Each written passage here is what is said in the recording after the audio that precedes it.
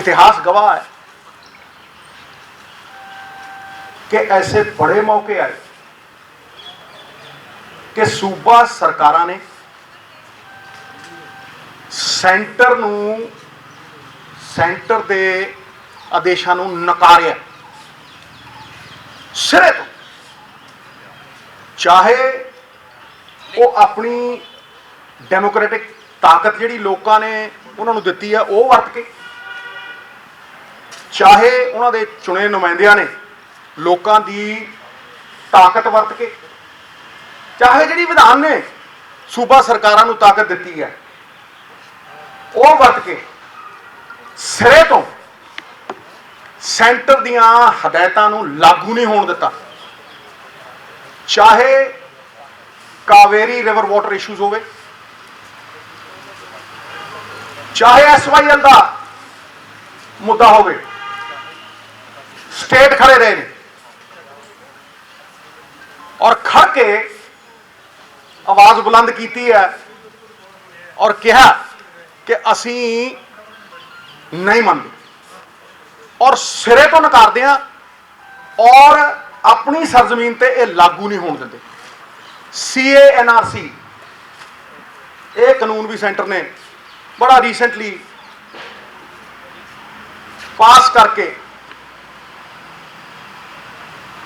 लागू करने की कोशिश की, पर कई सूबे ने सीधा सीधा नकारिया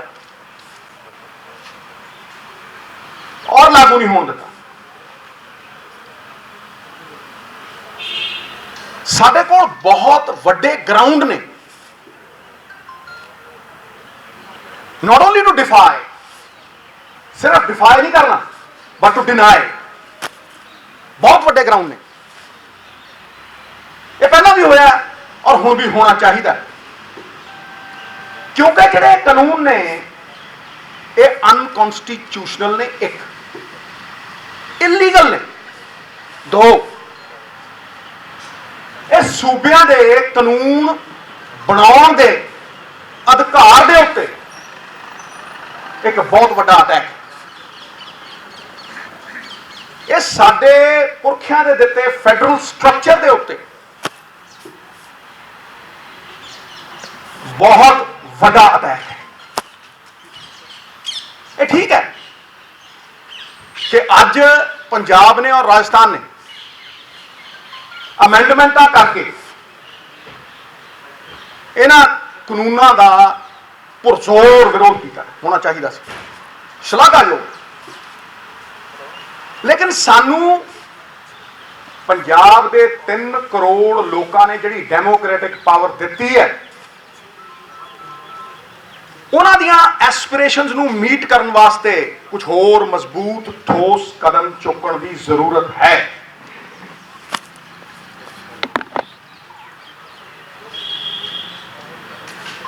क्योंकि अगर मैं ये देखदा अज इन्हां कानूनों वाल,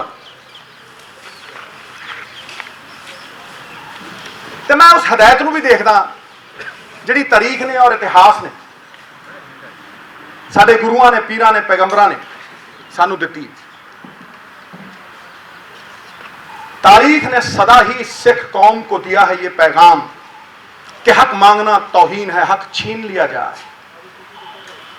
यह हक खोना पैना, क्योंकि कोई भी चीज गैर कानूनी है। और मैं थोनू अज पूरी तरह प्रूव करूंगा कि किस तरह ये तिन्ने काले कानून सूबे के अधिकारों को खोंदे है। अनकॉन्स्टिट्यूशनल ने, they impinge and impede on the spirit of the constitution. Unconstitutional ने ये तिन्ने काले कानून पंजाब नू नीलाम, जमीना नीलाम और पंजाब नू गुलाम बनाने का प्रयास है, जिहड़ा कि कोई पंजाबी स्वीकार नहीं कर रहा। ਉਹਦਾ एक प्रमाण है कि 2 करोड़ पंजाबी बाहर ते 3 करोड़ इत्थे। पार्टियां तो उत्ते उठ के हरेक इस गल दे उत्ते खड़ा है कि इन्हां नूं लागू नहीं होण देना, इन्हां नूं इंप्लीमेंट नहीं होण देना। इतिहास दोहरा रहा हुण मैं तुहानूं ये दस दिना कि how are these 3 farm laws unconstitutional and illegal. Is very clear. सब तो पहली चीज कि इन्हां फार्म लॉज का जिहड़ा मेन सबजैक्ट है वो एग्रीकल्चर ते market. 7th schedule of the constitution clearly says this lies in the domain of the state governments. ਇਹ ਸਟੇਟਾਂ ਦਾ ਅਧਿਕ੍ਰਿਤ ਏਰੀਆ ਹੈ. 7th ਸ਼ਡਿਊਲ ਕਨਸਟੀਟਿਊਸ਼ਨ ਦੀ ਬੜੀ ਕਲੀਅਰਲੀ ਕਹਿੰਦੀ ਹੈ. ਹੁਣ ਇਹ ਇੱਕ ਸੈਂਟਰ ਵਾਲੇ ਜਿਹੜੇ ਨੇ ਇੱਕ ਸ਼ਬਦਾਂ ਦਾ ਜਾਲ ਬੁਣ ਕੇ ਅਫਸਰਾਂ ਦੁਆਰਾ ਬਣਾਇਆ ਹੋਇਆ ਇੱਕ ਸ਼ਬਦਾਂ ਦਾ ਜਾਲ ਬੁਣ ਕੇ ਇਹ ਕਹਿਣਾ ਚਾਹੁੰਦੇ ਆ ਵੀ ਅਸੀਂ ਤੇ ਕੌਨਕਰੈਂਟ ਲਿਸਟ ਦੇ ਉੱਤੇ ਕਾਨੂੰਨ ਬਣਾਏ. ਉਹ ਚ ਟ੍ਰੇਡ ਏਰੀਆ ਪਾਤਾ. ਇਹ ਕਹਿਣ ਦੀ ਕੋਸ਼ਿਸ਼ ਕੀਤੀ ਹੈ ਵੀ ਟ੍ਰੇਡ ਐਂਡ ਕਾਮਰਸ ਦੇ ਅਧੀਨ ਆਉਂਦੇ ਆ, ਜਿੱਥੇ ਕਿ ਬੜਾ ਕਲੀਅਰ ਹੈ, ਐਬਸੋਲੂਟਲੀ ਕਲੀਅਰ ਹੈ ਕਿ centre of the authority food items ਦੇ ਉੱਤੇ ਯੂਜ਼ ਕਰਕੇ ਸਾਡੀ ਐਗਰੀਕਲਚਰ ਪ੍ਰੋਡਿਊਸ ਵੀ ਹਥਿਆਉਣਾ ਚਾਹੁੰਦਾ. ਫੂਡ ਆਈਟਮਸ और एग्रीकल्चर प्रोड्यूस ये दो बिल्कुल अड अड एंटिटीज ने. They are separate entities. कणक एग्रीकल्चर प्रोड्यूस है, मैदा फूड आइटम है. बहुत ही डिस्टिंक्ट फर्क है. सरों एग्रीकल्चर प्रोड्यूस है, सरों का तेल फूड आइटम है. ये डिमार्केट करने वाली गल्लां ने जिन्हां दी आड़ दे विच शब्द जाल बुन के ये जंजीरां च जकड़ रहे सन. जंजीरां चाहे सोने दियां होण, चाहे लोहे दियां होण, चाहे कानूनां दियां होण, ये बंदे नूं गुलाम बनाउंदियां ने, सूबिਆਂ नूं गुलाम बनाउंदियां ने, फैडरल स्ट्रक्चर नूं खत्म करदियां ने. टुट जावणगीਆਂ जंजीरां, ताले खुल जाणगे. ਜਿਹੜੇ पंजाब की आज़ादी नाल टकराउणगे ਕੱਖਾਂ वांग रुल जाणगे. ਪਹਿਲਾਂ नहीं कदे जंग हारी फार्मरां ने, ਹੁਣ भी नहीं हार. अगे चलते हैं आप. मैं तुहानूं उदाहरण दिना, एग्जाम्पल दिना. Farmers produce trade and commerce promotion facilitation act द्वारा कि कानून किस तरह कंप्लीटली इलीगल. सेंटर की सरकार नूं कोई अधिकार नहीं स्टेट की जिहड़ी इंट्रा स्टेट प्रोड्यूस होंदी है ਉਹਦੀ सेल परचेज के उत्ते सैस लाउण दी, लैवी लाउण दी, किसी भी तरीके का फी लाउण दी. Section 6 of the Act encroaches on the state's right to charge market fees, cess, levy in its territory, which again is in the competence of the states. ये स्टेटां दे अधिकार ने. ये पिछले दरवाजे तो एंट्रियां करते हैं शब्द जाल बुन के. तुसी कॉन्करेंट लिस्ट की भी जे 33 देखोगे, एंट्री 33, वो इन्हों सिर्फ ट्रेड एंड कॉमर्स के अधीन कानून बनाने का अधिकार दिंदी है, पर किसी स्टेट के एग्रीकल्चर प्रोड्यूस सेल परचेज के उत्ते सैस लैवी लाउण तो बाहर कर दी. जिहड़ी एंट्री 28 है कॉन्स्टिट्यूशन की, ਉਹਦੇ ਚ वर्ड आउंदा markets and fairs. Markets and fairs एक क्लीयरली डोमेन है स्टेटां दी. एक ट्रेड एरिया वर्ड यूज करता जी सेंटर सरकार ने. ट्रेड एरिया अज तक प्रूव नहीं कर सके भी कॉन्स्टिट्यूशन दे विच ट्रेड एरिया नाम का कोई शब्द है. तो यह भी समझा दें भी मार्केट ते ट्रेड एरिया फर्क किवें है. कोई फर्क नहीं. Entry 28 markets and fairs are domain of the state to legislate इस करके कानून बनाने के अधिकार जिहड़े स्टेट के ने, साडे पंजाब स्टेट के ने, होर स्टेटां दे ने, ये वो खो रहे हैं साडे। Just by employing different terminology, Centre cannot override and render null and void entries of the 7th schedule which empower the states to legislate on agriculture produce and markets.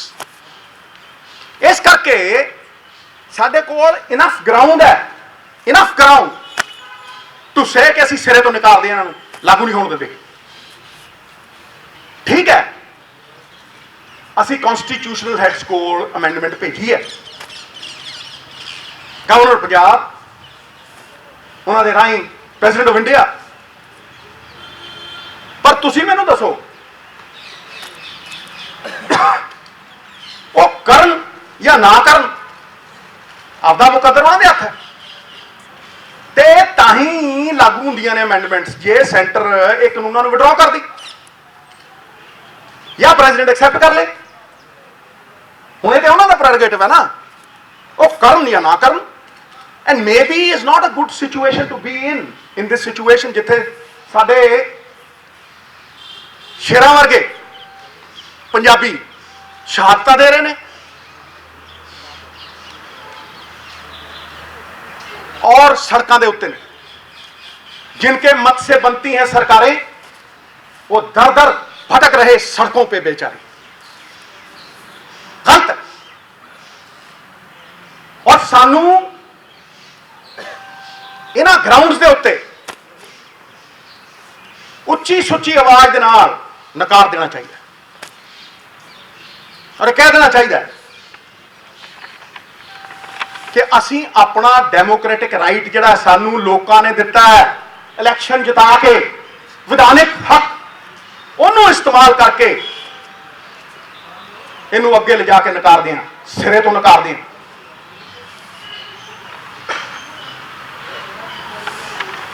हुण मैं इस तो अगे वधा, after defiance and denial of this unconstitutional laws, मैं कहना कि बड़े लोग ये कही जाते जी कि the game is over, centre ने तो पास करते। The game is not over, we can be game changers if we rise above blame game. असी गेम चेंजर बन सकते हैं, सानू किसी ने नहीं रोकया अपनी डेमोक्रेटिक पावर टू लैजिस्लेट करने तो, किसी ने नहीं रोकया। असी अपने कानून खेतर दे विच लॉ बना सकते हैं और किसानों के मुकद्दर नूं पूरी तरह बदल सकते हैं। वक्त की जरूरत है और सानू वो डेमोक्रेटिक जिहड़ा राइट है उन्होंने एक्सरसाइज करना चाहिए, अपना मुकद्दर अपने हाथ च लेना चाहिए। किस तरह? मेरी मांग है कि असी अपने कानून बनाइए जिहदा सेंटर ना कोई लेना देना नहीं, जिहदा सेंटर ना कोई सरोकार नहीं। मैं पहले कानून की गल करदा जिहड़ा साडे अख्तियार दे विच है, which is in our domain completely, expansion of MSP and procurement. असी सिर्फ कणक और झोने दे प्रोक्योरमेंट चों निकलीए, किस तरह किसान नूं होर फसलों के उत्ते MSP दईए ताकि असी डाइवर्सिफिकेशन कर सकीए। क्योंकि तुसीं अगर झोना देखो, झोना लाना किसान की मजबूरी है, वो चाह के भी नहीं निकल सकता क्योंकि MSP मिलती ही झोने ते कणक ते है। लिख देंगे है मक्की, लिख देंगे गन्ना, लिख देंगे सारा कुछ, लिखते हैं 1600, मिलती 700 नहीं, 600 च भी चुकी नहीं गई। इस करके ਉਹਦੀ मजबूरी है, लेकिन ਉਹਦੀ मजबूरी के नाल एक होर गल है कि असी अपनी सस्टेनेबल लिमिट तो किते ज्यादा पानी, पंजाब का पानी कर्जे ले लै, ट्यूबवेल ला ला, ਬੰਬੀਆਂ ਚਲਾ ਚਲਾ ਸਸਟੇਨੇਬਲ ਲਿਮਿਟ ਤੋਂ ਕਿਤੇ ਵੱਧ ਪਾਣੀ ਕੱਢ ਰਹੇ ਹਾਂ ਅਸੀਂ। ਔਰ ਮੈਂ ਕਦੋਂ ਦਾ ਦੁਹਰਾ ਰਿਹਾ ਹੈ ਕਿ 1 ਕਿਲੋ ਝੋਨਾ ਲਾਣਾ ਹੋਵੇ ਤੇ 5000 ਲੀਟਰ ਪਾਣੀ ਲੱਗਦਾ। ਤੁਸੀਂ ਹਿਸਾਬ ਲਾ ਲਓ ਕਿ ਜਿੰਨਾ SYL ਤੋਂ ਨੁਕਸਾਨ ਹੋਣਾ ਸੀ ਉਹਦੇ ਨਾਲ ਕਿਤੇ ਵੱਧ ਕਰਦੇ ਹਾਂ ਹਰ ਸਾਲ। ਪਾਣੀ ਐਕਸਪੋਰਟ ਕਰਦੇ ਹਾਂ ਅਸੀਂ ਝੋਨੇ ਦੇ ਨਾਲ, ਖਾਣੇ ਤਾਂ ਸਿਰਫ 8%। ਫਿਰ ਕਹੇ ਜੀ ਸੋਲੂਸ਼ਨ। ਮੈਂ 6 ਮਹੀਨਿਆਂ ਤੋਂ ਉਹੀ ਗੱਲ ਕਰਦਾ।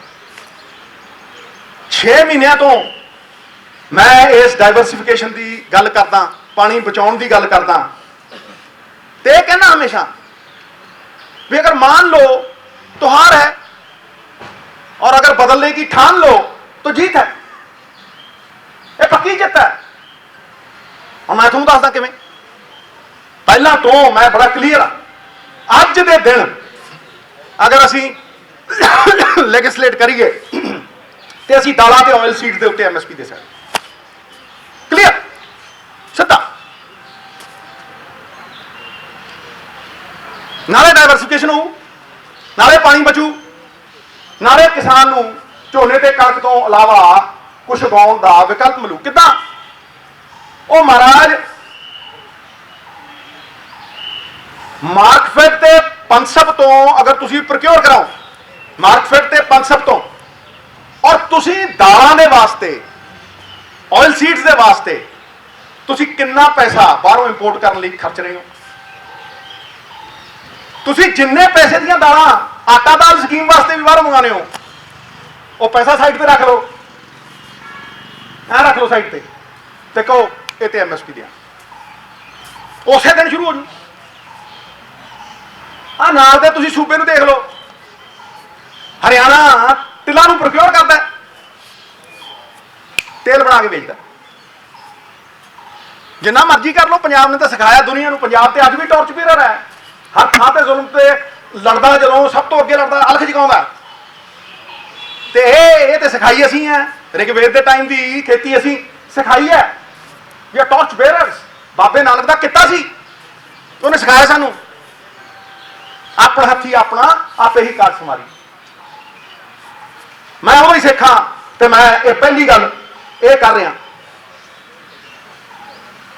वी कैन बिगिन विद मां, मसूर ते तिल ते सरों इसे साल तो।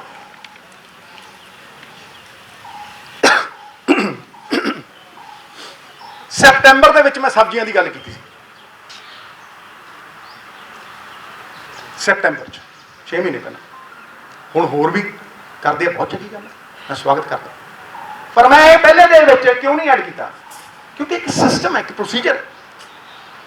दूजा जिहड़ा मैं कानून बनाउण की गल करदा वो इस चीज़ को फैसिलिटेट करूगा। चॉइस साडी है। हौली हौली हौली हौली तुसीं जिन्ना मर्जी प्रोग्रेस कर लो। धीरे धीरे रे मना धीरे सब कुछ होए, माली सींचे 100 घड़ा ऋतु आए फल होए। क्यों कहना कि फार्मरां नूं तुसीं होल्डिंग कैपेसिटी दिओ। Give them holding capacity through storage infrastructure. 5-5 पिंडां दे विच एक कोल्ड स्टोरेज बनाओ। किन्ना क पैसा लगदा भाई? है किन्ना पैसा लगता? क्योंकि जिद्दन तुसीं उहनूं स्टोरेज की कैपेसिटी दोगे, होल्डिंग कैपेसिटी दोगे, वो बारगेनिंग कैपेसिटी आपे आ जाए। वो खड़ा होकर कहूगा ट्रेडर नूं भी आ भाई इन्ने दा दो।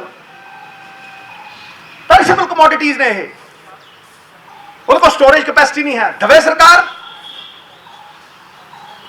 है क्यों नहीं दे सकती? तो फिर तुसीं जे तुसीं अनाज वास्ते वेयर हाउस पूरे प्रॉपर। दालां मैं क्यों कहा? क्योंकि साढ़े को वेयर हाउस है ने, जिवें कणक स्टोर करते हैं उदा असीं दालां स्टोर कर सकते हैं। पर जे तुसीं सब्जियां स्टोर करनियां ने तुहानूं कोल्ड स्टोरेज चाहिए। जदों मैं अमृतसर का MP हुंदा सीगा ते रौला पा पा के उदों फ्लाइटां शुरू कराइयां सीगियां ते इत्थों बर्मिंघम ते टोरंटो जांदियां हुंदियां सब्जियां 10-10 गुणा विकदियां हुंदियां सीगियां। हुण खांदे आ ब्रसल स्प्राउट। क्यों खाण बई? साडी गोभी क्यों ना खाण? साडियां सब्जियां क्यों ना खाण? पर वो तां ही है कि जे तुसीं उन्हां नूं अलाउ करोगे, तुसीं उन्हां नूं फैसिलिटेट करोगे। किसान तो ऑर्गेनिक खेती भी कर रहे हैं, कोई बांह फड़े, बांह फड़े। मैं तो जरिए दसदा ना, किसी भी ਇਹ ਅੰਬਾਨੀ ਅਡਾਨੀ ਦੀ ਤਾਕਤ ਕੀ ਹੈ ਜਰਾ ਸੋਚੋ। ਉਹਦੀ ਤਾਕਤ ਇਹੀ ਹੈ ਵੀ ਉਹ ਪੋਲਾ ਜਿਹਾ ਲੈਂਦਾ ਮਾਲ, ਹੁਣ ਤੇ ਉਹਨੂੰ ਲਾਇਸੈਂਸ ਦੇਤਾ ਵੀ ਭਾਈ ਤੂੰ 50 ਗੁਣੇ ਵੇਚ ਤੇ 100 ਗੁਣਾ ਵੇਚ, ਉਹ ਰੱਖ ਲੈਂਦਾ ਕਿ ਨਹੀਂ ਰੱਖਦਾ। ਫਿਰ ਉਹ ਜੋ ਜੀ ਕਰਦਾ ਮਨਮਾਨੀ ਕਰਦਾ। ਤੇ ਭਾਈ ਸਰਕਾਰ ਬਾਂਹ ਕਿਉਂ ਨਾ ਫੜੇ ਕਿਸਾਨ ਦੀ, ਫਿਰ ਉਹ ਕਿਉਂ ਸੜਕ ਤੇ ਜਾਊ। ਤੀਜੀ ਗੱਲ ਜਿਹੜੀ ਮੈਂ ਕਹਿ ਰਿਹਾ ਔਰ ਇਹਦੇ ਵਿੱਚ ਹੀ ਸਾਰਾ ਕੁਝ ਆਊ, ਉਹ ਹੈਗੀ ਕੋਆਪਰੇਟਿਵ। ਸਾਨੂੰ ਆਪਣਾ ਕੋਆਪਰੇਟਿਵ ਦਾ ਕਾਨੂੰਨ ਅਮੈਂਡ ਕਰਨਾ ਪੈਣਾ। ਵੇਖੋ ਕੋਆਪਰੇਟਿਵ ਨੂੰ ਰਜਿਸਟਰ ਕਦੋਂ ਕਰਨਾ, ਉਹਨੂੰ ਚਲਾਉਣਾ ਕਿਵੇਂ, ਉਹਦੀ ਮੈਨੇਜਮੈਂਟ ਇਹ ਕਿਸਾਨ ਦੇ ਹੱਥ 'ਚ ਹੋਣੀ ਚਾਹੀਦੀ ਹੈ, ਅੱਜ ਅਫਸਰਾਂ ਦੇ ਹੱਥ 'ਚ। ਹੁਣ ਉਹੀ ਤੁਸੀਂ ਘੁੰਡੀਆਂ ਜਿਹੀਆਂ ਪਵਾ ਲਓ ਅਫਸਰ ਤੋਂ ਕਿਤੋਂ ਤੇ ਕਹੋ ਜੀ ਅਸੀਂ ਕਿਸਾਨ ਲਈ ਕੋਆਪਰੇਟਿਵ ਬਣਾਤੇ, ਤਾਂ ਗਲਤ ਹੈ। ਤੁਹਾਨੂੰ ਕੋਈ ਮਿਹਨਤ ਕਰਨ ਦੀ ਲੋੜ ਨਹੀਂ, ਕੋਈ ਇਹੋ ਜਿਹੇ ਕਾਨੂੰਨ ਬਣਾਉਣ ਦੀ ਲੋੜ ਨਹੀਂ। ਮੈਂ ਤੁਹਾਨੂੰ ਕਹਿ ਰਿਹਾ ਕਿ ਪਲੈਨਿੰਗ ਕਮਿਸ਼ਨ ਨੇ ਕੋਆਪਰੇਟਿਵ ਐਕਟ 1991 ਬਣਾਇਆ ਹੋਇਆ, ਕੁਛ ਕਰਨ ਦੀ ਲੋੜ ਨਹੀਂ। ਉਹ ਅਧਿਕ੍ਰਿਤ ਕਰਦਾ ਹੈ, ਅਧਿਕਾਰ ਦਿੰਦਾ ਉਹ ਕਿਸਾਨ ਨੂੰ ਵੀ ਉਹ ਆਪ ਰਜਿਸਟ੍ਰੇਸ਼ਨ ਕਰਾਏ। ਹੁਣ ਤੇ ਉਹ ਗੁਲਾਮ ਹੈ ਰਜਿਸਟਰਡ ਕੋਆਪਰੇਟਿਵ ਸੁਸਾਇਟੀ ਦਾ, ਜਦ ਜੀ ਕਰੇ ਕੱਟ ਦੇ, ਜਦ ਜੀ ਕਰੇ ਬਣਾ ਦੇ। ਇਹ ਬਣਾਓ ਨਾ। ਵੀ ਹੈਵ ਟੂ ਸੀ ਕਿ ਅਸੀਂ ਫਾਰਮੈਲਿਟੀ ਕਰਨੀ ਹੈ ਕਿ ਗਰਾਊਂਡ ਰਿਐਲਿਟੀ। ਇਹ ਪਤਾ ਲੱਗੇ ਨਾ ਕਿਸਾਨ ਨੂੰ, ਜਿੱਦਣ ਤੁਸੀਂ ਇਹ ਅਧਿਕਾਰ ਦਿਓਗੇ ਕਿ ਉਹ ਆਪਣੇ ਕੋਆਪਰੇਟਿਵ ਬਣਾ ਕੇ ਉਹਨੇ ਰਜਿਸਟ੍ਰੇਸ਼ਨ ਕਰ ਸਕਦਾ, ਉਹਨਾਂ ਦੀ ਮੈਨੇਜਮੈਂਟ ਕਰ ਸਕਦਾ, ਤੇ ਤੁਸੀਂ ਉਹਨੂੰ ਕਲੈਕਟਿਵ ਸਟਰੈਂਥ ਦੋਗੇ। ਇਕੱਠੇ ਹੋ ਕੇ ਸਾਰੇ ਕਿਸਾਨ ਉਸੇ ਦਿਨ ਪ੍ਰੋਡਿਊਸਰ ਤੋਂ ਇਹ ਤੈਅ ਕਰਨ ਲੱਗ ਜਾਣਗੇ ਵੀ ਅਸੀਂ ਕੀ ਕੀਮਤ ਲੈਣੀ ਹੈ ਇਕੱਠੇ ਹੋ ਕੇ। ਉਸੇ ਦਿਨ ਮੈਨੂੰ ਇੱਕ ਬੰਦਾ ਦੱਸ ਦਿਓ ਇਸ ਧਰਤੀ ਦੇ ਉੱਤੇ ਜਿਹੜਾ ਆਪਦੀ ਚੀਜ਼ ਦੀ ਪ੍ਰਾਈਸ ਆਪ ਨਾ ਤੈਅ ਕਰਦਾ ਹੋਵੇ। ਮੈਨੂੰ ਇੱਕ ਬੰਦਾ ਦੱਸ ਦਿਓ। ਤੁਸੀਂ ਜਾਓ ਦੁਕਾਨ ਦੇ ਉੱਤੇ, ਟੁੱਥਪੇਸਟ ਦੀ ਪ੍ਰਾਈਸ ਇੰਨੀ ਹੈ ਜੀ, ਇਹਦੇ ਤੇ ਇੰਨਾ ਟੈਕਸ ਹੈ, ਲੈਣੀ ਅਲਾਓ ਨਹੀਂ, ਜਾਓ। ਤੇਲ ਤੇ ਇੰਨੀ ਹੈ, ਇੰਨਾ ਲੈਣਾ ਅਲਾਓ ਨਹੀਂ, ਜਾਓ। ਗੱਡੀ ਵੇਚਣੀ ਹੈ, ਇੰਨੇ ਦਊਂ, ਇੰਨੇ ਲੈਣੇ ਆ, ਦੇਣੇ ਆ, ਦੇ ਨਹੀਂ, ਜਾ। ਸਵਾਏ ਕਿਸਾਨ ਦੇ। ਕਿਸਾਨ ਪਰਚੂਨ ਤੋਂ ਖਰੀਦਦਾ ਤੇ ਹੋਲਸੇਲ 'ਚ ਵੇਚਦਾ। ਹੀ is the only person who buys in retail and sells in wholesale. क्यों? क्योंकि ਉਹਦੇ ਕੋਲ ਪੈਰਿਸ਼ੇਬਲ ਕਮੋਡਿਟੀ ਹੈ।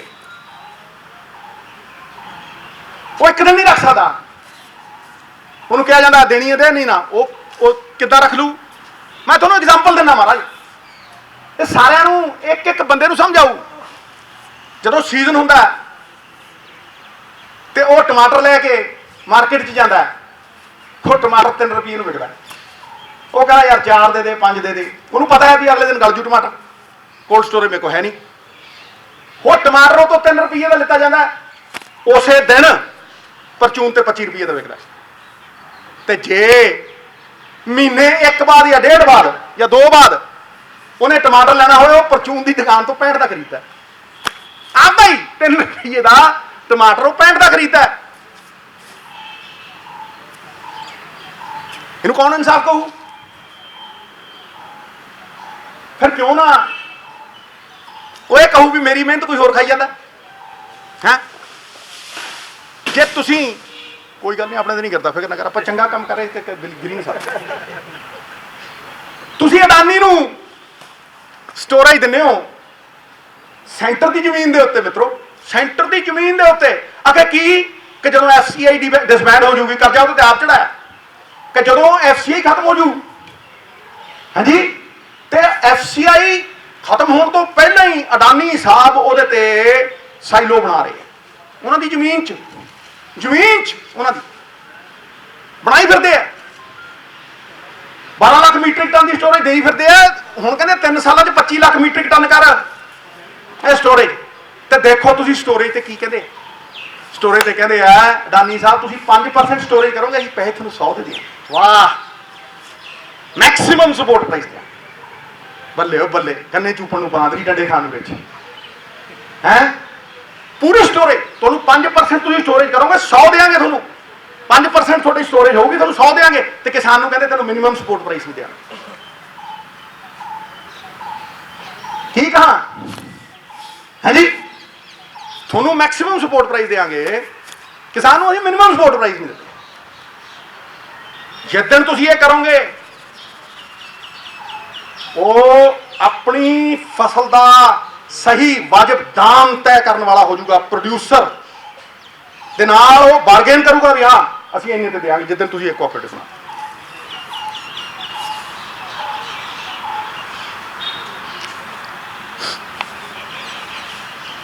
ਅਗਲੀ ਜਾਲੀ ਮੈਂ ਗੱਲ ਕਰਨੀ ਚਾਹੁੰਦਾ, ਇਹ ਕਿਸਾਨ ਨੂੰ ਫੇਸ ਟੂ ਫੇਸ ਕੈਪੀਟਲਿਸਟ ਦੇ ਨਾਲ ਐਟ ਪਾਰ ਖੜਾ ਕਰ ਦੂ, ਐਟ ਪਾਰ। ਬੜੇ ਨੇ, ਤੁਸੀਂ ਉਹ ਮੁੱਲ ਵਾਲੇ ਦੇਖ ਲਓ, ਹੋਰ ਦੇਖ ਲਓ, ਕਿੰਨੇ ਦੇਖ ਲਓ, ਆਪਣੇ ਵੇਰਕੇ ਦੇਖ ਲਓ। ਇੱਕ 2 ਏਕੜ ਵਾਲਾ, 2 ਕਿਲੋ ਵਾਲਾ ਤੇ 100 ਕਿਲੋ ਵਾਲਾ ਸੇਬ ਦੇਖ ਲਓ, ਜਾ ਕੇ ਦੇਖ ਲਓ, ਤੁਹਾਨੂੰ you will see it yourself. ਇਹ ਕਲੈਕਟਿਵ ਸਟਰੈਂਥ, ਬਾਰਗੇਨਿੰਗ ਕੈਪੈਸਿਟੀ, ਇੱਕ ਪ੍ਰੋਡਿਊਸਰ ਨੂੰ ਉਹਦਾ ਹੱਕ ਸਾਨੂੰ ਦੇਣਾ ਪਊ। ਨੰਬਰ 3, ਨੰਬਰ 4 ਹੀ ਹੋ ਗਿਆ, ਕੋਆਪਰੇਟਿਵ ਹੋ ਗਏ। ਫਿਰ ਇਹ ਨੰਬਰ 4 ਐਗਰੀਕਲਚਰ। ਕੋਈ ਪ੍ਰੋਫੈਸਰ ਹੋਵੇ, ਕੋਈ ਪੋਲੀਟੀਸ਼ੀਅਨ ਹੋਵੇ, ਸਰਕਾਰੀ ਇੰਪਲੋਈ ਹੋਵੇ, ਕੋਈ ਹੋਵੇ, ਉਹਦੀ ਇੱਕ ਫਿਕਸ ਤਨਖਾਹ ਹੈ, ਉਹਦੇ ਤੇ ਇਨਕਰੀਮੈਂਟ ਨੇ, ਉਹ ਵੱਧਦੀ ਹੈ ਔਰ ਉਹਨੂੰ ਬੜੇ ਸਿਸਟਮ ਦੇ ਨਾਲ ਲਾਇਆ ਜਾਂਦਾ। 50 ਕਰੋੜ ਲੋਕ ਇਸ ਦੇਸ਼ ਦੇ ਵਿੱਚ ਇਹੋ ਜਿਹੇ ਨੇ ਜਿਨ੍ਹਾਂ ਨੂੰ ਇੱਕ ਡੰਗ ਰੋਟੀ ਨਹੀਂ ਮਿਲਦੀ, ਮਜ਼ਦੂਰ। ਹਾਂਜੀ, 80% ਪੰਜਾਬ ਇਹੋ ਜਿਹਾ ਜਿਹੜਾ ਇਨਫਾਰਮਲ ਇਕਨੋਮੀ 'ਚ ਕੰਮ ਕਰਦਾ। ਉਹ ਮਜ਼ਦੂਰ ਜਿਹਦੀ ਬਾਂਹ ਫੜਨੀ ਚਾਹੀਦੀ ਹੈ ਸਰਕਾਰ ਨੂੰ, ਜੈਕਾਰ ਹੋਊਗੀ। ਪ੍ਰੋਫੈਸਰਾਂ ਦੀਆਂ ਪੋਲਿਟੀਆਂ ਫਿਕਸਡ ਵੇਜਸ ਨੇ, ਐਨੂਅਲ ਇਨਕਰੀਮੈਂਟ ਨੇ, ਔਰ ਬਦਕਿਸਮਤੀ ਨਾਲ ਸਾਡੀ ਪਛਾਣ, ਸਾਡੀ ਜਾਨ ਕਿਸਾਨ MSP ਲਈ ਲੜ ਰਹੇ। ਮੈਂ ਮੰਗ ਕਰਦਾ, ਇਹ ਤਾਂ ਦੇਖ ਹੀ ਲਿਆ ਕਿ ਸਰਕਾਰਾਂ ਕਾਰਪੋਰੇਟਸ ਲਈ ਕੀ ਕਰਦੀਆਂ ਨੇ, 0.1% ਲੋਕਾਂ ਲਈ ਕੀ ਕਰਦੀਆਂ ਨੇ, 5-5 ਲੱਖ ਕਰੋੜ ਰੁਪਈਆ ਛੱਡਦੀਆਂ ਨੇ, ਰੈਵਨਿਊਜ਼ ਫੋਰਗੋਨ ਛੱਡਦੀਆਂ ਨੇ, 17 ਲੱਖ ਕਰੋੜ ਰੁਪਈਆ ਬੈਂਕਾਂ ਦਾ ਚੁਕਾਤਾ, NPA ਸਾਂਠ-ਗਾਂਠ ਨਾਲ, ਕਿਸੇ ਪ੍ਰਾਈਵੇਟ ਬੈਂਕ ਦਾ ਨਹੀਂ ਹੈ, ਸਾਰਾ ਸਰਕਾਰੀ ਬੈਂਕਾਂ ਦਾ ਚੁਕਾਤੇ ਸਾਰੇ। ਹਾਂਜੀ, ਇਹ ਜਾਣਦੇ ਹਾਂ ਅਸੀਂ ਵੀ ਉਹਨਾਂ ਲਈ ਕੀ ਕਰ ਰਹੇ। ਪਰ ਮੈਂ ਮੰਗ ਕਰਦਾ ਕਿ ਮਨਰੇਗਾ ਲਾਈਕ ਇਨਕਮ ਸਪੋਰਟ 2-2.5 ਏਕੜ ਵਾਲੇ ਕਿਸਾਨ ਦੇ ਖੇਤ ਦੇ ਵਿੱਚ, ਚਾਹੇ ਕਿਸਾਨ ਜਾਵੇ ਚਾਹੇ ਮਜ਼ਦੂਰ ਜਾਵੇ, ਉਹਨੂੰ ਮਨਰੇਗਾ ਲਾਈਕ ਵੇਜ ਸਪੋਰਟ ਮਿਲਣੀ ਚਾਹੀਦੀ ਹੈ। ਮੈਂ ਮੰਡੀ ਗਿਆ,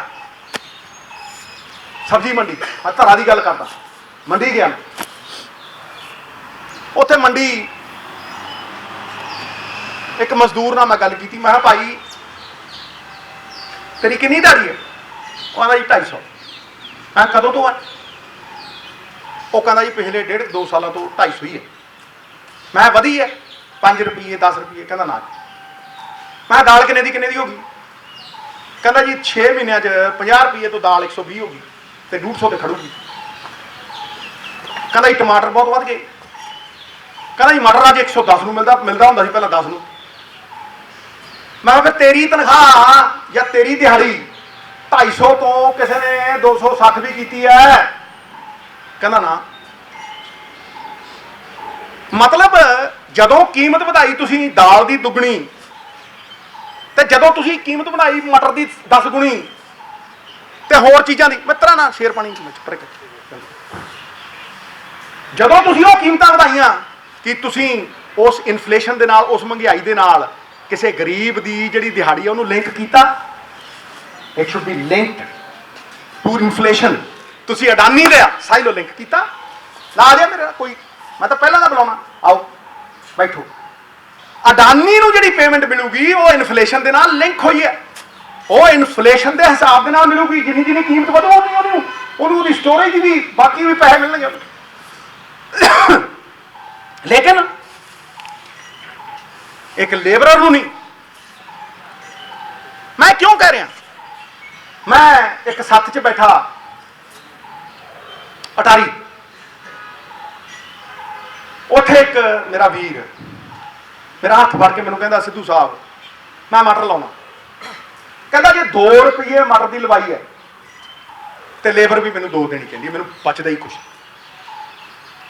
ਜਦੋਂ ਤੁਸੀਂ ਖੇਤ 'ਚ ਜਾਂਦੀ ਉਹਦੀ ਲੇਬਰ ਨੂੰ ਵੇਜ ਸਪੋਰਟ ਦਿਓਗੇ ਤਾਂ ਤੁਸੀਂ ਕਿਸਾਨ ਦਾ ਬੋਝਾ ਘੱਟ ਕਰ ਦਿਓਗੇ, ਖਤਮ ਕਰ ਦਿਓਗੇ। ਜਿਹੜੇ 2 ਰੁਪਏ ਉਹ ਦਿੰਦਾ ਲੇਬਰ ਨੂੰ, ਜਦੋਂ ਸਰਕਾਰ ਇਨਫਲੇਸ਼ਨ ਦੇ ਨਾਲ ਲਿੰਕ ਕਰਕੇ ਬਕਾਇਆ ਪੇ ਕਰੂਗੀ ਤੇ ਬੱਲੇ ਬੱਲੇ ਹੋ, ਨਾਲੇ ਗਰੀਬ ਦੀ ਨਾਲੇ ਕਿਸਾਨ ਦੀ, ਛੋਟੇ ਦੀ। ਚੁਣ ਲਓ ਇਕਨੋਮਿਕਲੀ, ਜਿਹੜੇ 2.5 ਏਕੜ ਵਾਲੇ ਨੇ, 4 ਏਕੜ ਵਾਲੇ ਨੇ, ਮੈਂ ਤਾਂ ਕਹਿੰਦਾ 5 ਏਕੜ ਵਾਲਿਆਂ ਨੂੰ ਦਿਓ। ਵੈਸੇ ਵੀ ਤੁਸੀਂ सम्मान ਪਤਾ ਹੀ ਦੇ ਦਿਓ ਉਹਨੂੰ, ਕਿਉਂਕਿ ਉਹ ਖੇਤ 'ਚ ਮਿੱਟੀ ਨਾਲ ਮਿੱਟੀ ਹੋ ਰਿਹਾ। ਡਿਮਾਂਡ ਡਰਿਵਨ ਹੈ ਇਹ ਮਨਰੇਗਾ। ਹਾਂਜੀ, ਸੈਂਸੈਕਸ ਹੋਇਆ ਪਿਛਲਾ 2011 ਦਾ, ਇਹ 10 ਸਾਲ ਪਹਿਲਾਂ ਹੋਇਆ ਜਿਹੜਾ। ਹਾਂਜੀ, ਉਹ 'ਚ ਦਲਿਤ ਵੀਰ ਪੰਜਾਬ ਦੇ ਵਿੱਚ 32% ਸੀ। ਅੱਜ 10 ਸਾਲ ਬਾਅਦ ਲਾ ਲਓ 35% ਪੱਕੇ ਨੇ। 35-36% ਦਲਿਤ ਵੀਰਾਂ ਕੋਲ 2% ਜ਼ਮੀਨ ਹੈ, ਚਾਹੇ ਰਹਿਣ ਨੂੰ ਹੋਵੇ ਚਾਹੇ ਵਾਹਣ ਨੂੰ। 35% ਦਲਿਤ ਵੀਰਾਂ ਦੀ ਆਬਾਦੀ ਕੋਲ ਸਿਰਫ 2%। ਹਾਂਜੀ, ਉਹਨਾਂ ਦੀ ਬਾਹ ਫੜੋ ਨਾ, ਉਹ ਲੇਬਰ ਕਰਦੇ। ਦੇਖ ਲਓ ਜਾ ਕੇ, ਸਵੇਰੇ ਲੇਬਰ ਚੌਕ ਖੜ ਜਾਓ, ਉੱਥੇ ਨਹੀਂ ਖਾਣਾ ਜਿਹੜਾ ਕਿਸਾਨ ਦਾ। ਹੋਰ ਛੱਡੋ, ਅੰਮ੍ਰਿਤਸਰ ਦੀ ਸਬਜ਼ੀ ਮੰਡੀ ਸਭ ਤੋਂ ਵੱਡੀ ਹੈ, ਉੱਥੇ ਜਾ ਕੇ ਪਤਾ ਕਰ ਲਓ ਵੀ ਜੋ ਸਿੱਧੂ ਕਹਿੰਦਾ ਸਹੀ ਹੈ ਕਿ 250 ਤੋਂ ਵਧੀ ਹੈ। ਇਹ 4 ਚੀਜ਼ਾਂ ਸਾਡੇ ਹੱਥ ਨੇ, ਕਿਸੇ ਸੈਂਟਰ ਵਾਲੇ ਵੱਲ ਨਹੀਂ ਦੇਖਣਾ। ਇਹਨਾਂ ਵੱਲ ਕਿਉਂ ਵੇਖਦੇ ਹਾਂ ਅਸੀਂ? ਕਿਉਂ ਅਸੀਂ ਆਪਦਾ ਨਾ ਮੁਕੱਦਰ ਇਹਨਾਂ ਦੇ ਹੱਥ ਦੇਈਏ? ਹਾਂਜੀ, ਇਹ ਆਜ਼ਾਦੀ ਸਾਨੂੰ ਸ਼ਹੀਦ ਆਜ਼ਮ ਭਗਤ ਸਿੰਘ ਨੇ ਦਿੱਤੀ। ਸਭ ਤੋਂ ਵੱਧ ਖੂਨ ਡੋਲਿਆ ਪੰਜਾਬੀਆਂ ਨੇ, ਸਭ ਤੋਂ ਵੱਧ ਬਲੀਦਾਨ ਨੇ, ਸਭ ਤੋਂ ਵੱਧ ਅਨਾਜ ਪ੍ਰੋਡਿਊਸ ਕੀਤਾ 2% ਨੇ। ਸਾਡੀ ਜਦੋਂ ਲੋੜ ਸੀ ਉਹ ਤਾਂ ਤਰਲੇ ਮਿੰਟਾਂ, ਹੁਣ ਯੂਜ਼ ਐਂਡ ਥਰੋ, ਮਤਲਬ ਨਿਕਲ ਗਿਆ ਹੱਥ, ਪਹਿਚਾਨ ਤੇ ਨਹੀਂ।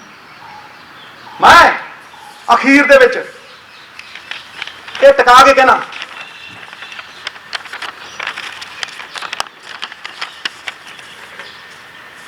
ਨੰਬਰ 2 ਪੁਆਇੰਟ ਸੀ ਇਹਦਾ, ਕੈਪੈਸਿਟੀ ਟੂ ਬਾਰਗੇਨ। ਮੈਂ ਕਹਿ ਹੀ ਦਿੱਤਾ ਸੀ, ਹੋਲਡਿੰਗ ਕੈਪੈਸਿਟੀ। ਮੈਂ ਇੰਡ ਕਰਦਾ, ਆਪਣਾ ਪ੍ਰਣ ਕਰਦਾ, ਹਰ ਪੰਜਾਬੀ ਕਰੀ ਬੈਠਾ ਕਿ ਪ੍ਰਣ ਕਰਦੇ ਆ ਆਜ਼ਾਦੀ ਦੀ ਸ਼ਾਮ ਨਹੀਂ ਹੋਣ ਦਿਆਂ। ਭਗਤ ਸਿੰਘ, ਉਧਮ ਸਿੰਘ, ਸਰਾਭਾ ਸਾਹਿਬ ਵਰਗੇ ਵੀਰਾਂ ਦੀਆਂ ਸਮਾਧੀਆਂ ਨੂੰ ਬਦਨਾਮ ਨਹੀਂ ਹੋਣ ਦਿਆਂਗੇ। ਜਦ ਤੱਕ ਤਨ ਵਿੱਚ ਗਰਮ ਲਹੂ ਦੀ ਇੱਕ ਬੂੰਦ ਵੀ ਬਾਕੀ ਹੈ, ਪੰਜਾਬ ਦੀ ਸਰਜ਼ਮੀਨ ਨੂੰ ਨਿਲਾਮ ਨਹੀਂ ਹੋਣ ਦਿਆਂ। ਇਹ ਪ੍ਰਣ, ਮੈਂ ਖੜਾ, ਮੈਨੂੰ ਕੁਛ ਨਹੀਂ ਚਾਹੀਦਾ। ਇਹ ਮੈਂ ਮੰਗਾ ਰੱਖਣੀ, ਸ਼ੇਰਾਂ ਦੀ ਕੌਮ ਹੈ ਪੰਜਾਬੀ। ਸ਼ੇਰ ਜੋ ਕੰਮ ਕਰਦਾ ਨਾ, ਉਹ ਅਧੂਰਾ ਨਹੀਂ ਕਰਦਾ। ਬਾਂਸ ਦੇ ਪਿੰਜੜਿਆਂ 'ਚ ਨਾ ਸ਼ੇਰ ਨੂੰ ਤੁਸੀਂ ਕੈਦ ਨਹੀਂ ਕਰ ਸਕਦੇ।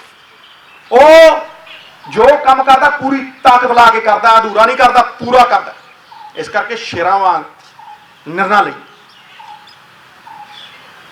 ਔਰ ਇਸ ਕਾਲੇ ਕਾਨੂੰਨਾਂ ਦੀ ਕੈਦ ਦੇ ਵਿੱਚੋਂ ਆਜ਼ਾਦ ਹੋਈਏ। ਸਾਨੂੰ ਹੱਕ ਦਿੱਤੇ ਹੈ, ਜਮਹੂਰੀਅਤ ਦੇ ਹੱਕ, ਲੋਕਤੰਤਰਿਕ ਹੱਕ ਦਿੱਤੇ ਹੈ ਸਾਨੂੰ।